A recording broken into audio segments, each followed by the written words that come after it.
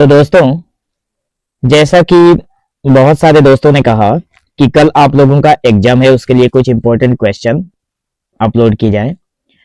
तो मेरे पास ज़्यादा टाइम नहीं था, इसलिए आज के दिन में मैं आप लोगों के लिए कोई भी वीडियो अपलोड नहीं कर पाया। पर एक क्वेश्चन अभी मैं आप लोगों के लिए लेकर आया हूँ। MHD 2 का प्रश्न है, ब्रजभाषा और खड़ी बोली हिंदी को लेकर भारतेंदु के मन में किस प्रकार का द्वंद्व था, स्पष्ट करें। तो सबसे पहले हम लोग क्या करेंगे, इसकी भूमिका को देखेंगे, ठीक है, जिसमें भारतेंदु हरिश्चंद्र हिंदी साहित्य के इतिहास में उस युग के केंद्र में खड़े थे जब ब्रजभाषा का काव्यात्मक वर्चस्व था, परंतु खड़ी बोली आधुनिक गद्य और साहित्य की नई भाषा बनकर उभर रही थी। देखिए, भारतेंदु उस समय में आए थे, मतलब ऐसे समय में भारतेंदु का जन्म हुआ था और वो साहित्य के जगत में आए थे जब जो ब्रज भाषा थी, मतलब काव्य की जो भाषा थी वो ब्रज थी, और जो खड़ी बोली है, खड़ी बोली अपनी जगह बना रही थी रचनाओं के अंदर। इसी संक्रमण काल में भारतेंदु के मन में एक स्वाभाविक द्वंद्व था। एक और परंपरा रस और काव्य में सदा प्रिय रही ब्रजभाषा, एक और जो परंपरा थी, पुरानी जो परंपरा चली आ रही थी रस और काव्य में, हमेशा से ब्रजभाषा रही है। दूसरी ओर यथार्थ जो चीजें थी, जो मतलब यथार्थ का मतलब होता है सत्य, जो चीजें हैं, जो वास्तविक चीजें हैं, तो यथार्थ, समाज और आधुनिकता को व्यक्त करने वाली सरल जो भाषा थी वो थी खड़ी बोली। तो उन्होंने दोनों को देखा, दोनों को परखा और अंत में भाषा के विकास हेतु निर्णायक भूमिका उन्होंने निभाई थी। ठीक है, तो कहा गया है कि ब्रजभाषा और खड़ी बोली हिंदी को लेकर भारतेंदु के मन में जो विवाद चल रहा था, जो द्वंद्व था, उसी को बताना है।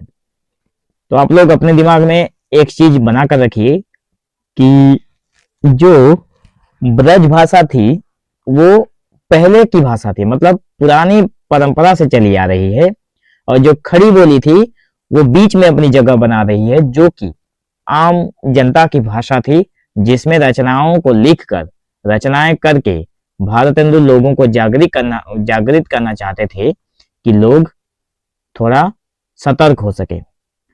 तो पहला नंबर बिंदु हमें मिलता है परंपरा और आधुनिकता का संघर्ष।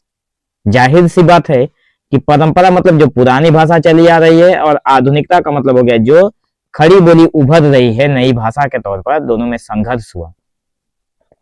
तो भारतेंदु के सामने पहला संघर्ष यह था कि ब्रज भाषा परंपरागत काव्य की भाषा थी, जिसमें रस, अलंकार और काव्य सौंदर्य गहराई से जुड़ा था, जबकि खड़ी बोली आधुनिकता, समाचार, गद्य और यथार्थ की भाषा बन रही थी।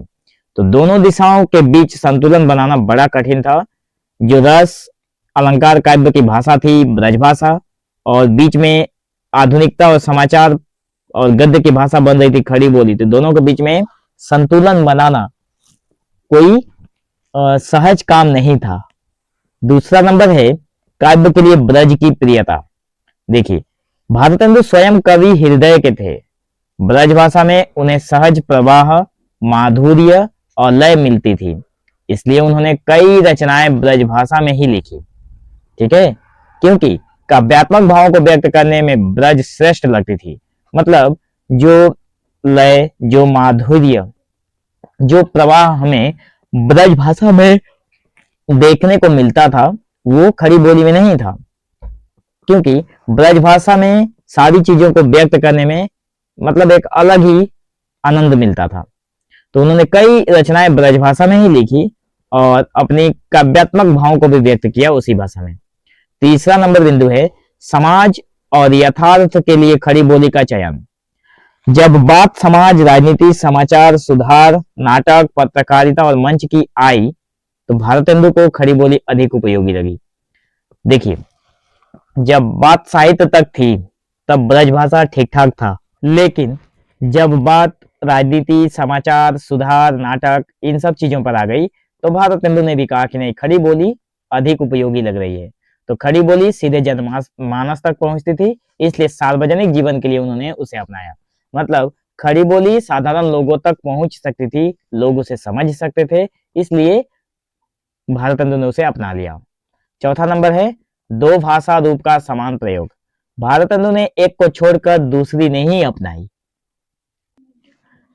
उन्होंने क्या किया, दोनों को साथ साथ जीवित रखा। जैसे ब्रज में काव्य, गीत, भक्ति, लय, खड़ी बोली में गद्य, नाटक, पत्रकारिता, समाज सुधार।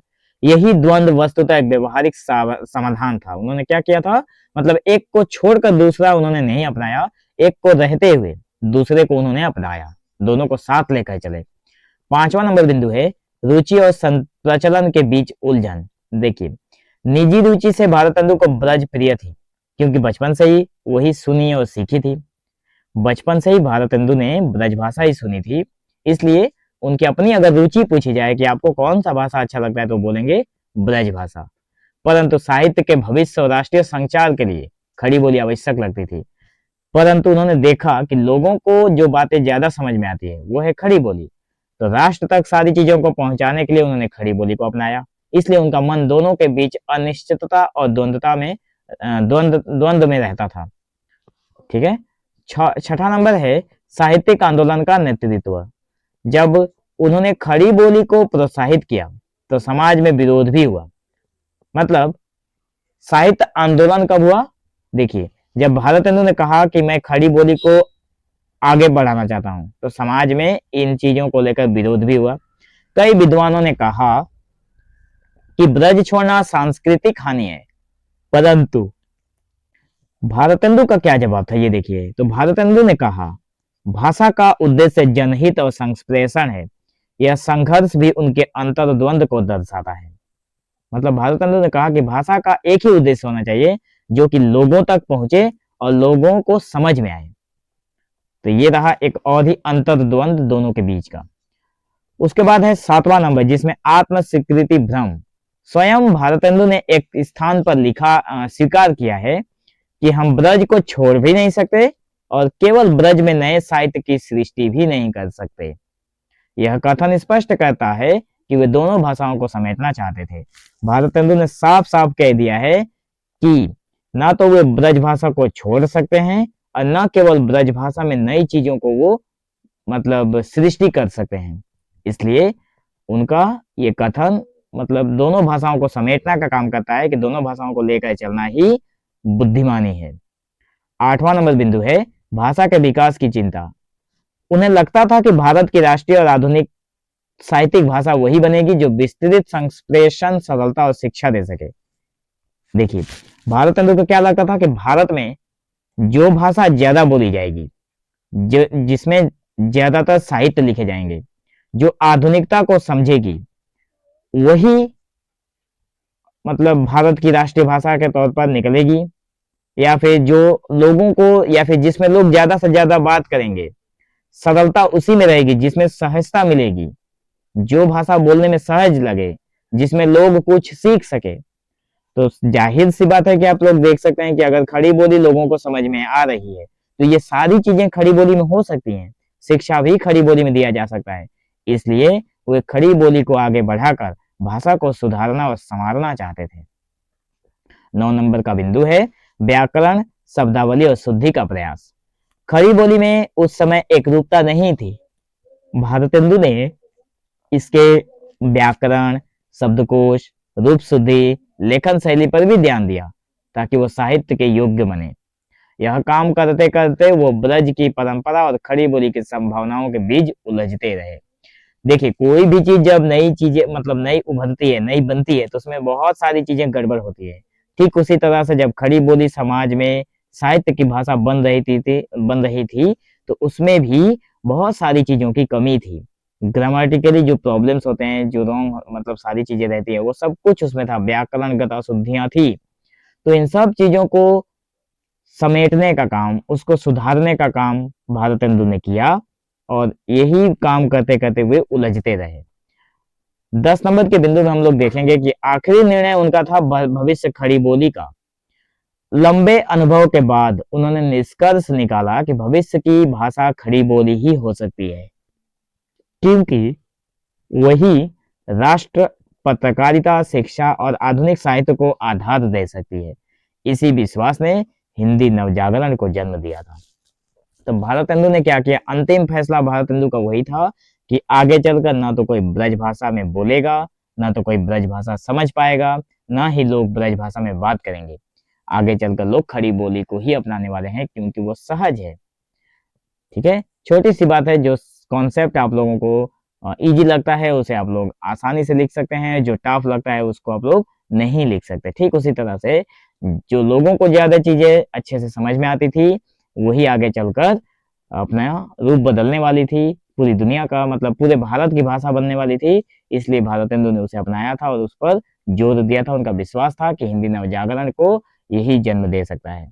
तो निष्कर्ष के तौर पर हम लोग यही बोलेंगे कि भारतेंदु के मन का द्वंद किसी एक भाषा को छोड़ने या अपनाने का नहीं था, बल्कि भाषा व्यवस्था, साहित्य और समाज के विकास का था। भारतेंदु के मन में जो द्वंद था, जो आप लोगों के प्रश्न में पूछा गया है, उसमें यह है कि एक भाषा को छोड़कर दूसरे भाषा को अपनाना नहीं चाहते थे, बल्कि वो भाषा को व्यवस्थित ढंग से, साहित्य के हिसाब से समाज के विकास में लगाना चाहते थे।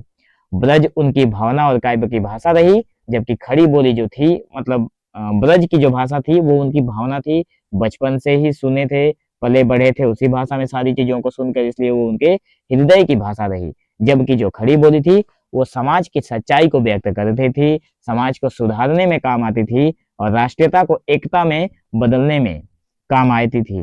ठीक है, मतलब उस समय में काम आई थी। अंततः भारतेंदु ने दोनों का सम्मान करते हुए, मतलब दोनों भाषाओं का सम्मान करते हुए खड़ी बोली को आधुनिक हिंदी का आधार उन्होंने बना दिया था। यही कारण है कि उन्हें हिंदी साहित्य में हिंदी नवजागरण का जनक कहा जाता है, कि उन्होंने ऐसा काम किया जो कोई भी कवि लेखक कुछ नहीं कर पाए। इन्होंने मतलब एक नया भाषा अपनाया, साहित्य में उसकी जगह बनाई, उसके व्याकरण को शुद्ध रूप दिया और भविष्य की भाषा के तौर पर उसको बनाकर समाज को सौंप दिया। ठीक है, तो आज की इस वीडियो में बस इतना ही। अगर वीडियो अच्छा लगा हो तो एक लाइक करके, अगर हाइप का ऑप्शन आपके पास आता है तो आप हमें एक हाइप जरूर दीजिए, ताकि और भी वीडियो बनाने का मोटिवेशन मिल सके। आपके एक लाइक से बहुत सारा मोटिवेशन मिलता है वीडियो बनाने में। तो मिलेंगे हम लोग आगे की वीडियो में, तब तक के लिए धन्यवाद।